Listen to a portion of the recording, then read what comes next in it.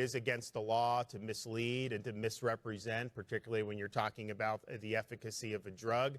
We see just recently, Florida got $3.2 billion through legal action against those responsible for the opioid crisis. And so it's not like this is something that's unprecedented. So today, I'm announcing a petition with the Supreme Court of Florida to impanel a statewide grand jury to investigate any and all wrongdoing in Florida with respect to COVID-19 vaccines. And we anticipate that we will get the approval for that. That will be something that will be impaneled, most likely in the Tampa Bay area, and that will come with legal processes that will be able to get more information and to bring legal accountability for those who committed misconduct. Also going to be doing some stuff because I have a Surgeon General in Florida, Dr. Joseph Latipo,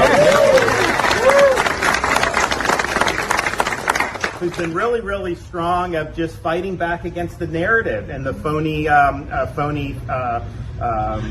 things that people are trying to do and focus on the evidence. And so, we are going to work to hold these manufacturers accountable for this mRNA because they said there was no side effects, and we know that there have been a lot. And so we did a study in Florida, and you saw an 86% increase in cardiac-related activity from people 18 to 39 from mRNA shots. And so we're going to be doing some stuff to bring accountability there because I think it's just something where we wouldn't let them mandate on you in Florida.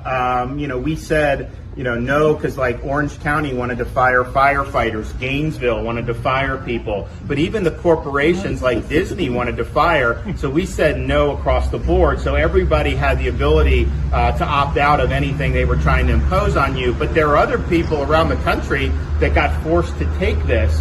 And then what? They're not allowed to sue or get any type of recourse when this is not something that they wanted to do. So this is something that we're going to lead on in Florida. So we're going to have probably some announcements over the next 3 or 4 weeks on that. But we're happy. Just think about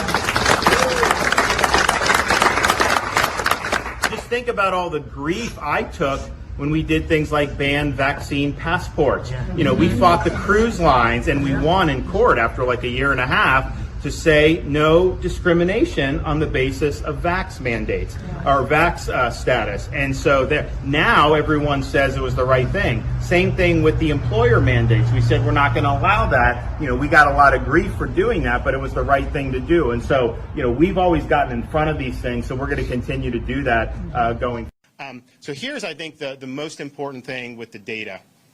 If you are vaccinated, fully vaccinated, the chance of you getting seriously ill or dying from COVID is effectively zero.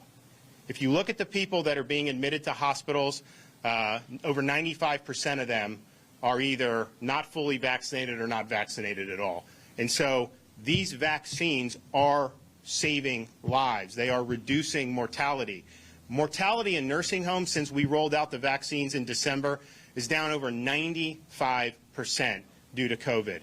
Mortality for elderly people since we rolled out the vaccines is down nearly 90%. And so we're proud in Florida that we put seniors first on that because they were the most vulnerable.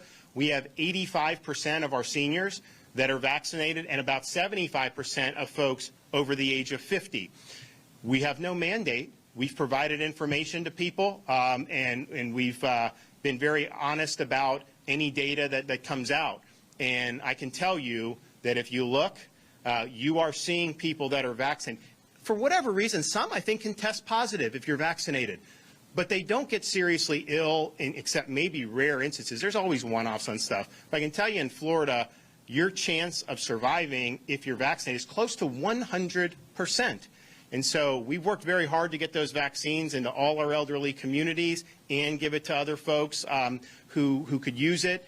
Obviously, when you talk about some of the younger folks, the uptake has been less. I think that the distribution was very effective that we did, and I think we had a lot of good uptake on the Johnson & Johnson in March and into April.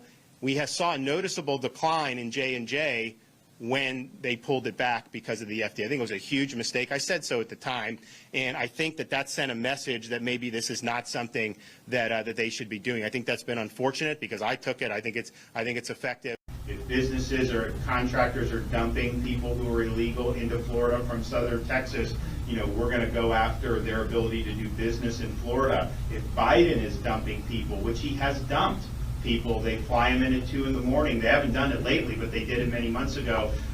We now have money where we can reroute them to sanctuary states like Delaware, and we're going to do that. Make sure that we're keeping people safe here. Second, to help local officials whose communities are being overwhelmed by hordes of illegal immigrants who are being dropped off by the Biden administration, Texas is providing charter buses to send these illegal immigrants who have been dropped off by the Biden administration to Washington, D.C. We are sending them to the United States Capitol, where the Biden administration will be able to more immediately address the needs of the people that they are allowing to come across our border. To get that going, I'm going to send a letter to Chief Nim Kidd with the Texas Division of Emergency Management, who will be in charge of this operation.